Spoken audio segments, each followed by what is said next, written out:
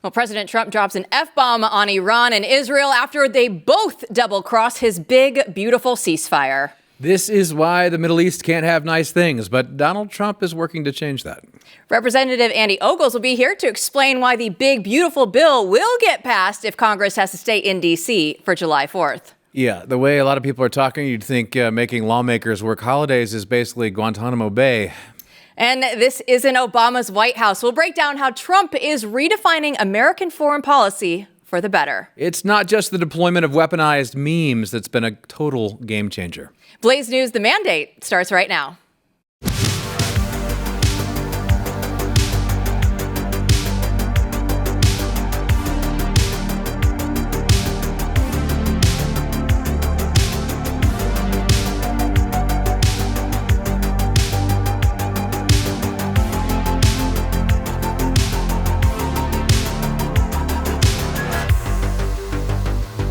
Good evening, Patriots. I'm Jill Savage, joined by Editor-in-Chief Matthew Peterson. We're in full summer mode here in Texas, and I think across the country right now. It feels good. Absolutely. And Donald Trump was riding high last night after declaring Iran and Israel had agreed to a ceasefire. But we know they can't seem to play too nice for too long. So Donald Trump expressed his frustration after the two sides launched missiles at each other once again. We basically have two countries that have been fighting so long and so hard that they don't know what the they're doing. Do you understand that? Sometimes you just have to say it like it is. Here to weigh in is Tennessee Congressman Andy Ogles. Congressman, thanks for joining us once again. Not a slow news day, fair to say here. Well, like I said earlier on another hit was that, the only thing hotter than the temperatures across the country is all the winning. President Trump bombed Iran, sent them back to the Stone Ages, ended their nuclear ambitions, the tariff debate and getting countries to renegotiate what they pay, and of course, securing the southern border. But that being said, what happened in Iran is serious and it needed to take place. And a lot of people misunderstand. The president, like previous presidents have taken unilateral action to strike military installations that posed a potential imminent threat to the homeland. That's what the president did, ended Iran's nuclear ambitions, and it was the right thing to do. So there's a fight at home as well, right? I mean, as the big, beautiful bill has yet to reach his desk, a fight that you're very much involved with. So, Congressman, you've got in the action calling on your colleagues to stay through the 4th of July if the bill still hasn't passed.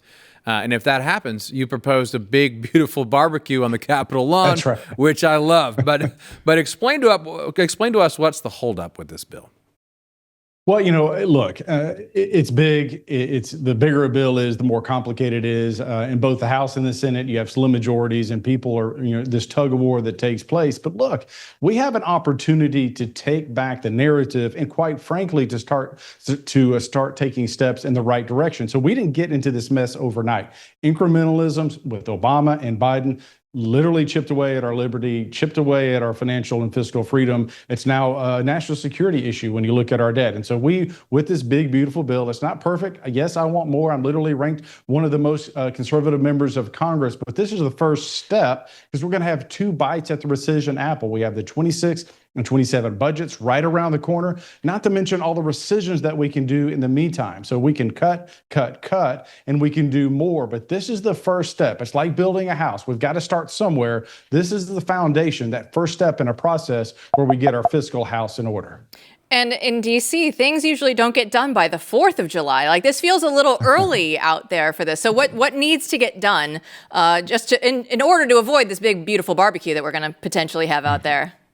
Well, I think we should stay this weekend. I think we should stay during the holiday. I think we should get this done. But part of what you're doing here by making the Trump tax cuts permanent, you're signaling to the markets, the stock market, the bond market, here's our fiscal house. Here's the tax policies that you're now operating under. You're sending to that small business owner a message that, hey, this is the time to reinvest capital into your business or to hire new employees. If you have a foreign company looking to reinvest or nearshore or reshore jobs to the United States of of America. They know what the playing field is. This is incredibly important because if we can set loose this American economy, the greatest economy in the world, the big, beautiful bill will do that. Again, it's not perfect. It's big. I don't know how beautiful it really is, but it's the first step in igniting our economy, and we've got to do this and do it now. And when we do that and inflation comes down and the economy's booming, interest rates are coming down, this is what we need to fix things. And again, it's the first step. I want more. I'm a fiscal hawk. I want to cut more. I want to rein in all of the bad policies, but we've got to get this done. And look, I don't think we should leave. I don't think we should leave this weekend. I don't think we should leave on the 4th of July.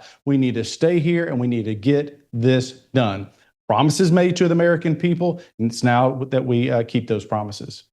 So, I mean, the president has made his opinion clear on this, and you know, and you've said, look, we have to stay through.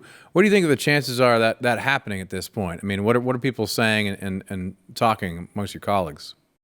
Well, this is why leadership matters. You know, you have the commander-in-chief who's indicating this is incredibly important to his agenda, and quite frankly, the midterms. That's not why we're doing it, but it's important to the midterms. It's in the stock and the bond markets, again, to foreign investment, to national security. But look, I have plans for the 4th of July too. I'd much rather be at home with my family having a barbecue there. But if it means staying here and having a barbecue on the Capitol lawn, but then by George, that's what we do because we have a job to do. We were elected to stay here and get this done. No excuses, no delays. And if we need to be locked into a room and we need to work out the details, then by George, that's what we need to do. No going home, folks. Cancel your trips, cancel your plans, pack a long bag because we're in this for the long haul. That should be the message from leadership because that's certainly the message from the President of the United States. And quite frankly, that's what the American people want. That is pretty refreshing to hear. Now, something that's not so great when we look at all of the Democrats, your Congressman Al Green submitted another article of impeachment against Donald Trump. Let's go ahead and take a look. HRES 537 has been filed because I believe that the President of the United States has committed an impeachable act.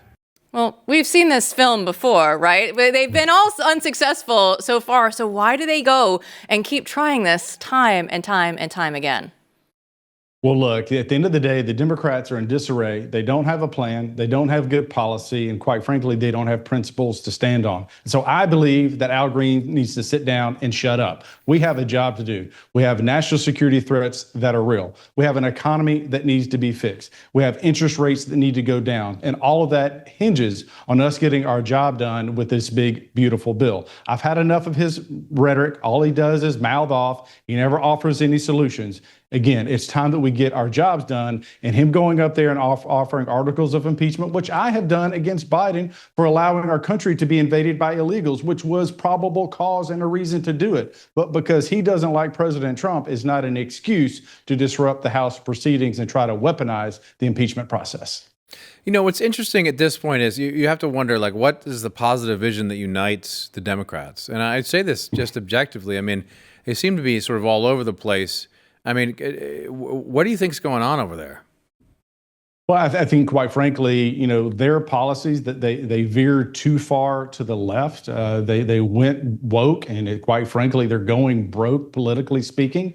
That's why President Trump won all of the battleground states. That's why he overwhelmingly won the Electoral College and the popular vote. It's because America's had enough of this nonsense. Now, we'll see what happens in the city of New York with their election, but my hope is that the people will stand up, the people of the city of New York, and will not vote for this socialist anti-Semite. But that being said, if that's the bed that they want to make for themselves, then so be it. But meanwhile, we have an opportunity as Republicans to lead this country because the Democrats are in disarray because they don't have a vision. They don't have a plan. The only thing that unites them is their disdain for Donald Trump and Republicans. Well, the one thing that I'm looking forward to on July 4th is the fact that this president has initiated an actual celebration of the 250th anniversary of America. And I know that they're going to start in Iowa, I think July 3rd, right? I think it's July 3rd. So they're going to initiate that, and that'll be going on throughout the course of the next year. That just strikes me as something so important for people right now and throughout this country. Could you speak a little bit to that? I mean, we've been so beat down for so long. The educational system is so far gone. And I just see, I really think that people are gravitating to this already. It's such an incredible idea that this administration has made, an important part of their priorities for the next year.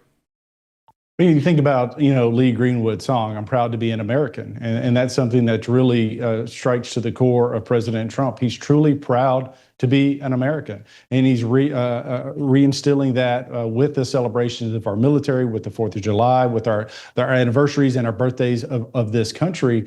And so, when you look throughout the Biden administration and how military recruitment was down, and yet now under President Trump, I do believe that most of the branches have already hit their yearly quota. But if not, they're certainly up well over what Biden was doing. Why? Because people want to be or are proud to be an American again under the Biden administration. The leftists, the radical leftists were burning cities and anti-police and anti-America. Meanwhile, this president said, you know what? I'm an American. I'm proud to be an American. I'm going to salute the flag. Quite frankly, there's a picture of him hugging the American flag. When he was shot, he raised his fist and say, I'm not going to stop fighting. I'm going to fight for this country. I'm going to fight for you. That's what people want in a leader. And that's why President Trump won his reelect. And quite frankly, I think if he had the option of running for a third term, he would actually win overwhelmingly, because people see this new vision, this golden age of America that is being unveiled before their eyes. And quite frankly, as you say, it's a breath of fresh air, a ray of sunlight that America has long been waiting for. As the kids say, the vibe shift is real, and it's going to pay lasting dividends, because this is now going to be something where you don't have to be ashamed to love your country. You can actually boldly proclaim that you just love America, and you're not going to be chastised for it. Representative Andy Ogles, thanks so much for your time. Thank you so much.